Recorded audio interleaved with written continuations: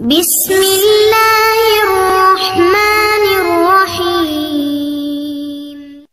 ابو while رضی اللہ تعالیٰ عنہ نے بیان کیا ہے کہ حضرت عبداللہ رضی اللہ عنہ نے کہا کہ شیطان اصحاب نبی صلی اللہ علیہ وآلہ وسلم میں سے کسی ایک آدمی کو ملا اور ان سے کشتی کی۔ مسلمان نے اسے بچھاڑ دیا اور اس نے انگوٹھے کو کاٹا تو شیطان نے کہا مجھے چھوڑ دے، میں تجھے ایسی آیت سکھاتا ہوں کہ ہم شیاطین میں سے جب کوئی اس کو سنتا ہے تو پیٹ پھیر کر بھاگ جاتا ہے۔ ان صحابی نے اسے چھوڑ دیا مگر شیطان نے اس آیت کے سکھانے سے انکار کر دیا، تو پھر ان میں کشتی ہوئی۔ مسلمان نے اسے پھر بچھاڑ دیا اور اس کا انگوٹھا دبایا اور کہا کہ وہ آیت بتا دے۔ اس نے انکار کر دیا کہ وہ آیت سکھائے۔ سبارہ ان میں پھر کشتی ہوئی تو شیطان نے کہا وہ آیت سورہ بقرہ میں ہے، یعنی آیت الکرسی۔ حضرت عبداللہ رضی اللہ تعالیٰ عنہ سے پوچھا گیا کہ اے ابو عبد الرحمن، یہ کس صحابی کا تذکرہ ہے؟ انہوں نے کہا کہ سوائے حضرت عمر رضی اللہ تعالیٰ عنہ کے کون ہو سکتا ہے۔